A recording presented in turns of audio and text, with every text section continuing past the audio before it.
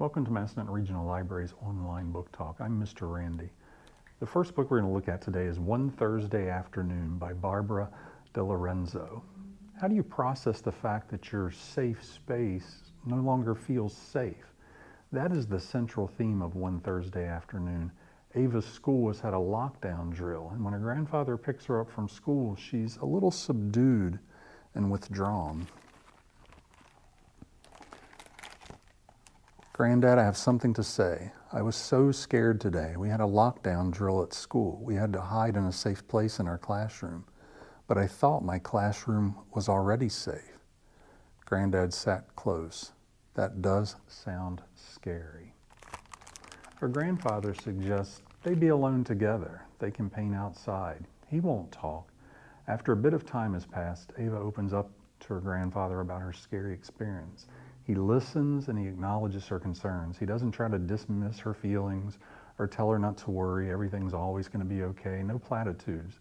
He's calm and honest and points out that while the world is scary, it can also be beautiful, and he's there for her either way. And I would encourage you to read the author's note at the end where she describes being at a school during a lockdown drill after a presentation and how that was really the prompt for her to write this story. I like the honesty of the book. It doesn't try to, like I said, platitudes. It doesn't promise to fix everything.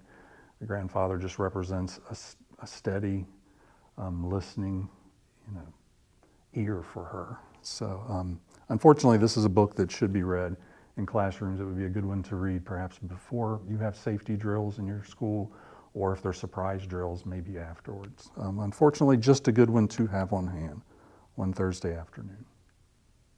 Our second book today is The Winter Bird by Katie Banks. A nightingale with a broken wing must learn to survive in a harsh winter environment. After watching the other summer birds leave and experiencing its first snowfall, the nightingale is overwhelmed with fear and anxiety. The other winter animals help it survive.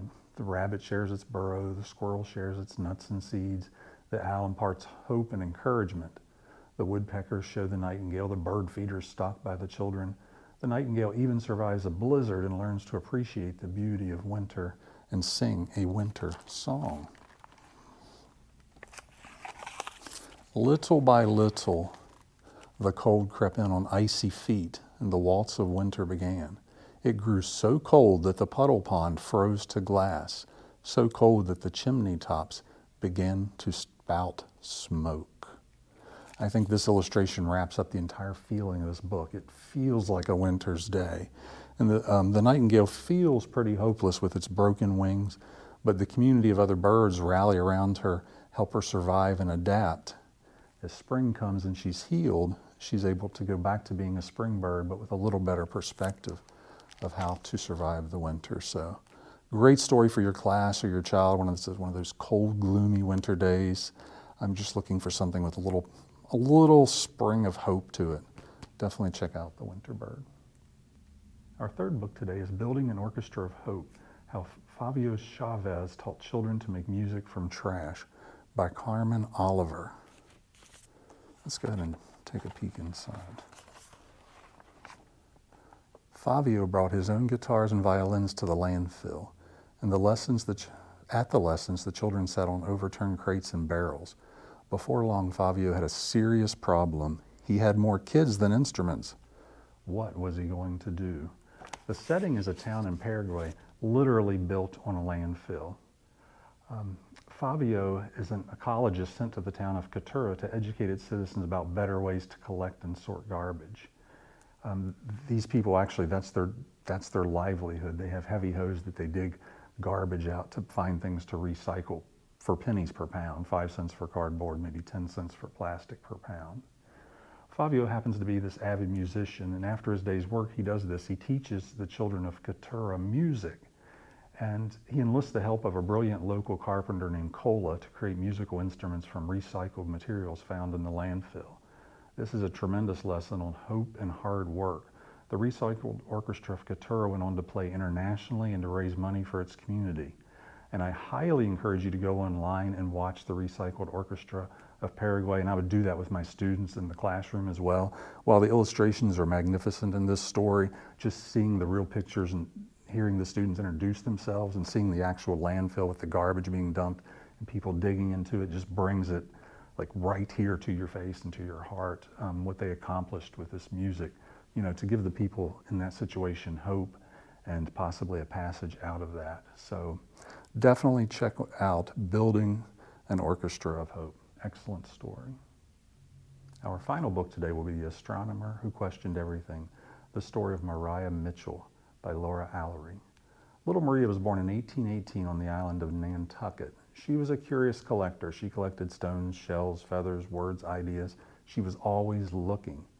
She felt confined by the traditional chores of women on the island, like needlepoint. She spent a great deal of time with her father, a self-taught mathematician and astronomer. They spent hours on the roof scanning the sky with a small telescope. She learned to work on nautical instruments like sextants. At the age of 16, she opened a school for girls. Then she became a librarian in Nantucket.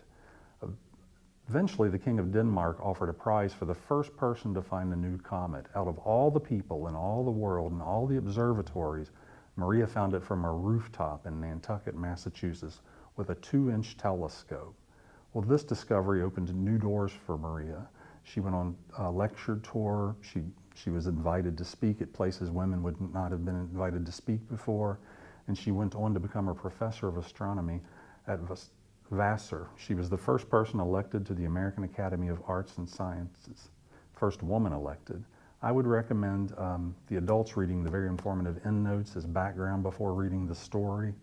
To this, I found that interesting. I read the story first. I wish I would have read the endnotes first.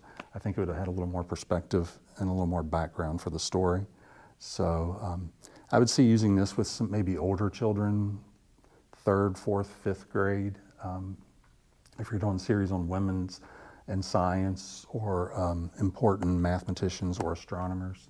I guess for younger children, the lessons would be patience, practice, and persistence, which is what it took for her to go against the norms, hard work, good observation skills, a worthwhile read for the right group. Like I said, 3rd to 5th, or maybe spread it out a little bit for the younger kids. But thank you for joining Massanutten Regional Library's online book talks.